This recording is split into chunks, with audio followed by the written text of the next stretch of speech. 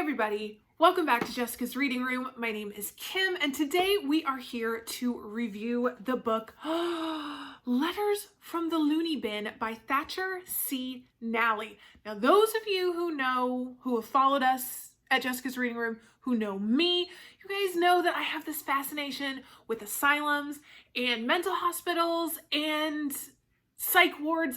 I don't know why, okay? Maybe it's just a combination of my inner historian and my love of the macabre. So it just kind of, I guess it all just combines into obsession with asylums. I don't know, okay? I'm not going to pretend to understand it. Ivan and I have tried to figure it out in the last couple years of our marriage, and we still don't know. So I don't know. I wish I could give you an explanation, but I can't, so I don't know.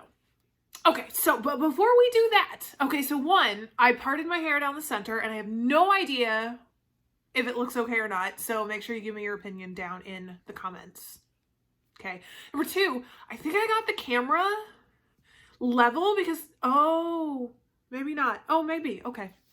Because I noticed in the last video that I did, it didn't look quite straight. So I'm not sure. If you think it's straight, again, let me know. Cause this is, we're going to be, utilitarian about this video. Okay. But number three, and probably the most interesting, I had to share with you what I found at the antique store the other day. And the fact that we're reviewing this book about a mental asylum, I figured, you know what? This would be the perfect time to show you this. So I'm going to do it. Okay. Are you ready?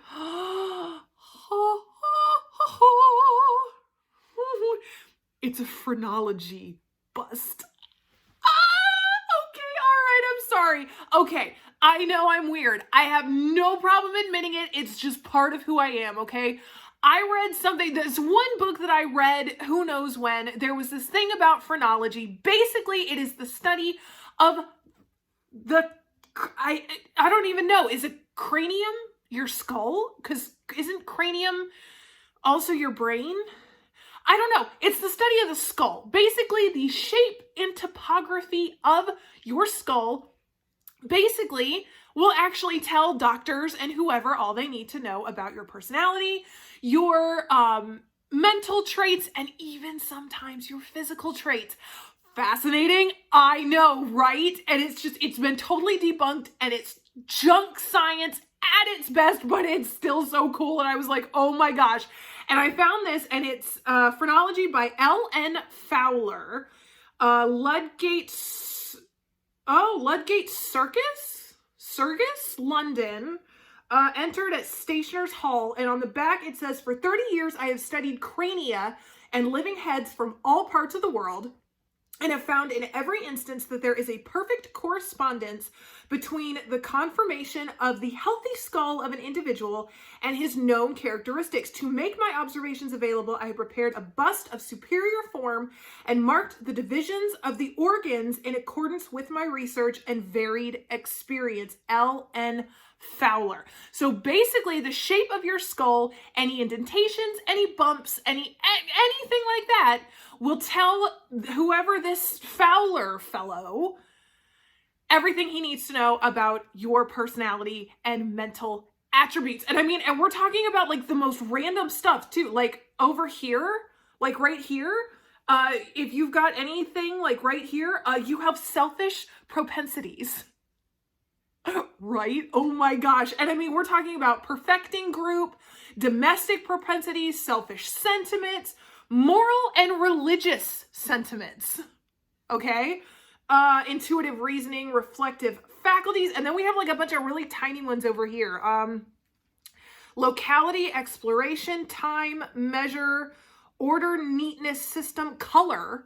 So depending on what your skull looks like right here, I guess it would be right here, that'll tell the doctor your color, what color you're supposed to be. So, just FYI, next time you go to the doctor's office and you need to tell them what color you are, you can tell him that he can just check right here and he can figure it out for himself. So anyway, I found this super cool phrenology bust, and talking about, debunked, no longer used mental treatments and ideas, well, here you are. Phrenology. Oh, okay. All right. So I'm sorry. I had to share that with you. Had nothing whatsoever to do with books, nothing whatsoever to do with this book, but still, I just had to, I'm sorry. We're just nerdy and we're weird. So there you go. All right. But then let's get into our review of Letters from the Looney Bin by Thatcher C. Nalley. Now, this is not the first time I have read this book, nor is this my first review. We do actually have a written review that is already posted on Jessica's Reading Room, and I believe it's also, I know it's on Goodreads, it might be on Amazon. I might need to take a look at that. But I got this book like 2 Christmases ago, and as soon as I opened it, I was like, okay, that's it. Gotta read this book. I mean, look at the cover. I mean, come on. Come on. If this isn't up my alley and you don't think it's up my alley, then you know nothing about me. So that's just, okay, there it is. All right. And so I decided to sit down and read it because this is another one of those that even though it's fiction, you can totally convince yourself that it's real life. This could be, I mean, if no one told me that this was fiction, then I would have totally believed that it was an actual history book and historical record, because that's just, and what's interesting about this one, okay, is the fact that Nalley actually made it incredibly realistic and from the perspective of the patient, because actually she dedicates this book to anyone. This book is dedicated to all who have ever been afflicted in some way by mental illness. And so I believe she actually tried to take it and make it more realistic. And honestly, I think that's something that's so incredibly relevant to, you know, our society today, considering the fact that all anyone can talk about is taking the stigma out of mental health. But then, you know, we end up coming out with movies like just recently The Joker that's trying to show, you know, a stylized but yet still incredibly realistic look at mental illness, and yet everyone freaks out about it. And well, no, actually, I'm sorry, we didn't mean that kind of look at mental illness. That's just going to inspire violence. And it's just like, well, okay, well, I guess we're not going to look at mental illness and we're not going to try to destigmatize it. Okay, my bad. But this is a way where I actually found it, I mean, I try not to get offended by much, but I was not in any way offended by this book. Like, this wasn't one of those things where it was some kind of, you know, political expose on, you know, whatever we believe is wrong with our society today. It was literally a book of letters written by patients at a mental asylum in the 1970s, some of them who had even been there since it opened in the 1950s. And it was told from their perspective. And I found it so incredibly fascinating. Okay, well, let me give a little background first. Basically, a packet of letters was found in a mattress at an abandoned asylum, Emerson Rose Asylum. Now, this is fictional, okay? I wish it wasn't. Believe me, this is the kind of thing, if I found a bundle of letters in an abandoned asylum, I would be geeking out in my pants like you would not believe, okay? But Ivan refuses to go to any abandoned asylums with me because he thinks that we'd get arrested and he'd lose his PA license, which, I mean, I guess is kind of reasonable, if still a little over dramatic, because that's not the kind of thing that it's not like a federal offense or anything. I mean, if anything, they just tell you to leave and, okay, don't come back. Oh, yes, sir, officer. Okay, but he also won't take a single puff out of a cigarette because he believes that his chest tension is so tight that one puff would throw him into a pneumothorax. Yeah, the nurses at the ER laughed when I told them that. So, okay, anyway. Whoo! Rabbit trail again. See, I'm trying to be condensed and it's not working. Okay, I'm sorry. Anyway, so this bundle of letters was found all written to a Dr. Quill, basically outlining this, what